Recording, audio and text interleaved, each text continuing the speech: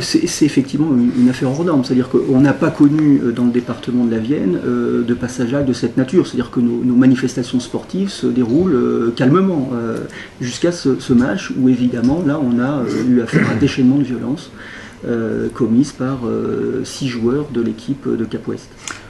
C'est très étonnant, c'est-à-dire qu'on a un match qui se déroule finalement très bien entre deux équipes. Effectivement, le match est serré, on est à 3-3 à la mi-temps, 4-3 à la fin du match, et là, effectivement, les choses dégénèrent. À tel point d'ailleurs, avec des altercations, à tel point d'ailleurs que l'arbitre met un terme à la rencontre, et c'est après le coup de sifflet final que là, on a ce déchaînement de violence avec ces jeunes qui se précipitent sur plusieurs jeunes joueurs pour les frapper, et en particulier sur cet arbitre de touche. Ils sont 5 à être engagés et impliqués, 5 qui portent des coups de pied violents au niveau du visage.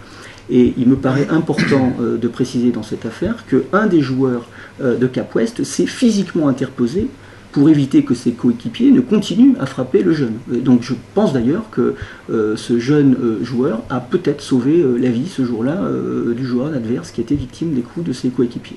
Alors il y en a un effectivement qui était plus connu que les autres. Enfin, les autres n'avaient pas d'antécédent judiciaire. Alors ce jeune, lui, effectivement avait un antécédent de menace de mort.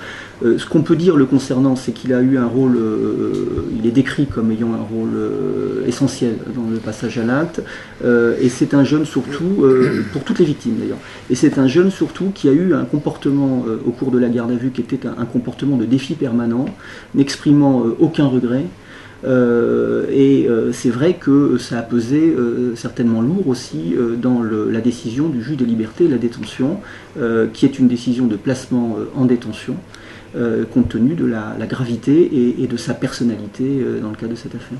Ma réponse judiciaire, elle est liée à la gravité des faits. Il faut bien comprendre que dans cette affaire, vous avez un joueur, un jeune, qui, dans les premières heures de l'intervention des secours, avait un pronostic vital engagé, pour lequel on se pose encore aujourd'hui la question de savoir s'il va ou pas sauver son œil. On le saura d'ailleurs que dans une dizaine de jours, son préjudice n'est pas consolidé, et qui a en tout état de cause une ITT de 10 jours. Donc ma réponse n'est pas un exemple, elle est liée à une extrême gravité des faits.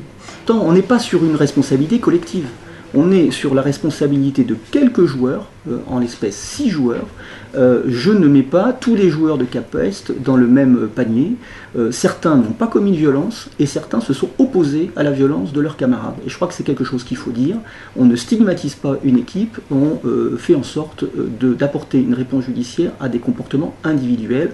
C'est d'ailleurs toute l'importance de l'enquête qui a été menée par la gendarmerie. Je tiens à dire d'ailleurs qu'il y a eu de ce point de vue des moyens extrêmement importants qui ont été mis en place par la VT de Jancé et la BR de Poitiers.